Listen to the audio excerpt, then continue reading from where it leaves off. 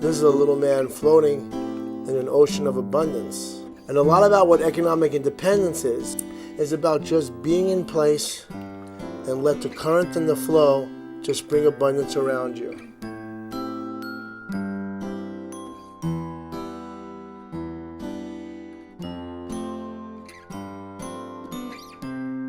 Let's say you're just sitting there saying, I don't have any money. I don't even know where to begin. Well, I was in your position once. All I had was 2 hands and good massage skill. So, what did I do? Well, I noticed a small Chinese man in Central Park doing massage for $10 for 10 minutes by himself over by the lake. And I said, I have 2 hands and my friend has a massage chair. And so there I was on Saturdays and Sundays from 10 o'clock in the morning till 10 o'clock at night doing massage for $1 a minute. Now, at that time, there was no industry of this type, and I didn't know I was going to be considered a pioneer. But what essentially happened was I took my little empty pockets, my 2 functional hands, and my massage chair, and there I was.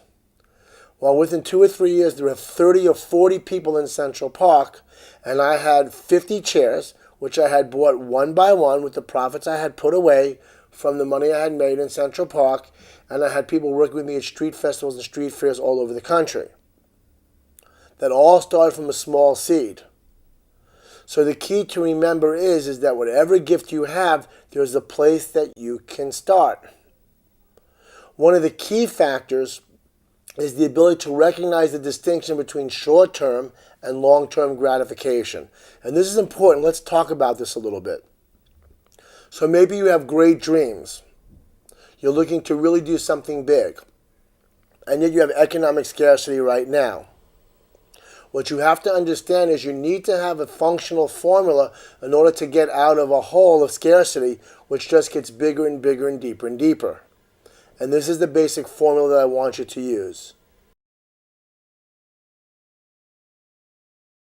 If you can survive without working for 6 months on your savings, then your energy should be dedicated to long-term projects.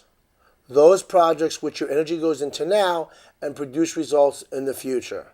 However, if you're unable to survive very, very easily over a long period of time, then 80% of your time and energy should be put into short-term income. What is short-term income? It means anything that you can do today and get paid today for it, or get paid at least in 4 or 5 days for it. This is a key formula to becoming economically independent. One of the things that causes people to struggle the most and causes them to fail in terms of their desire to become economically independent is people who are barely on the edge of survival become committed to long-term projects while their short-term needs are not met. And frankly, it's very, very hard to create great art when you're trying to dig your lunch out of a garbage can in Central Park. So, my point is get out of your pride, get clear, and recognize that if you cannot survive long-term, you need to take care of short-term business very, very quickly. One of the ways that you can become economically independent is on the short-term using barter to secure food and shelter.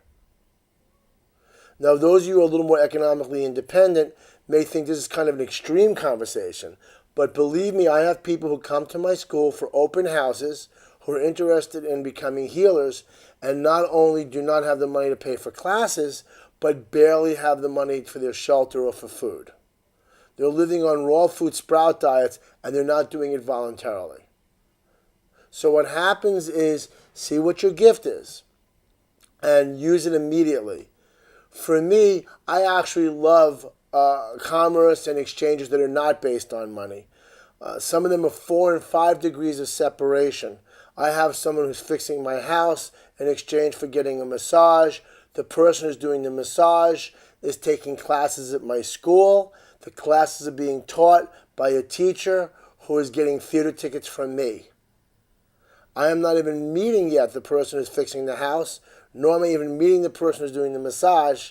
And I barely even know the teacher who's teaching the class because that class is being coordinated by my administrative assistant who's getting paid with personal coaching. Don't underestimate your ability to create economic independence for yourself and many other people without the use of money. I'm not saying that this is the best way to go. It's a way to go. And some people have a talent that is so valuable in the marketplace that it's natural for people to pay the money. But many other people have natural talents that there's a whole market for among people who don't have a lot of money but have things of their own that they can offer. And so that's what I do a lot of. In fact, very often I will look for every situation that I can to create barter. Don't think that barter is for poor people, by the way. Interestingly, most money transactions are done by people that we consider to be middle class, but actually most of the large transactions are done with barter in one way or another. Airlines get tickets in exchange for hotel rooms. Hotels get services from food vendors.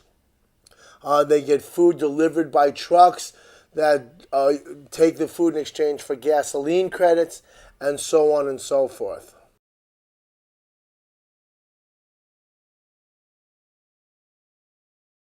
Some of you are going to find what I'm going to say now offensive, and I apologize to you, but it happens to be true. Every situation has a profit center. For those of you who are very spiritually oriented, just the sentence that every situation should even be seen as a profit center is highly offensive. And a lot of times we think about ourselves as the Woodstock generation, but you have to remember that the Woodstock Festival, where the term came out of, was actually supposed to be a rock concert for profit. And most of the investors short-term lost a lot of money on that concert, but did make it back through film rights and other associated knickknacks, toys, and cultural artifacts, including the film. If you see yourself as a rainbow child or a member of the New Age community, which I actually do, I know that the idea of every situation as a profit center can be somewhat offensive to the ears. And the truth is, as we said at the very beginning of this program, that unless you're dealing with your mother, your children, or dear loved ones, you don't want to become emotionally involved with every single person. And that most human relations, even of the most spiritual nature, do have commerce at their core. It does not have to be selfish commerce. It could be selfless commerce. But it still has to do with you defining your value and getting your essential needs met or the community needs met. And the way that you get to do that is by going into where the profit center is. I remember rooting a vacation of mine many years ago. We went to Sedona, Arizona. I didn't pay too much attention to how beautiful everything was because I knew this would be a great place to bring a retreat. And I spent a lot of time getting hotel rooms and thinking about brochures for my students and how to bring people in and how to make the trip, etc., etc. The trip never really happened, and I also lost a lot of value. So I'm not telling you to become totally selfish and profit motivated here, but what I am saying is that every situation does have a profit center. And so if you're involved in becoming economically independent, you need to begin to look at situations and see where the profit center lies. I'd like you to take a couple seconds and think all the things that are happening in your life that are not tied to deep love or deep emotional intimacy, and think in that situation, where is the profit center that you have not thought of before?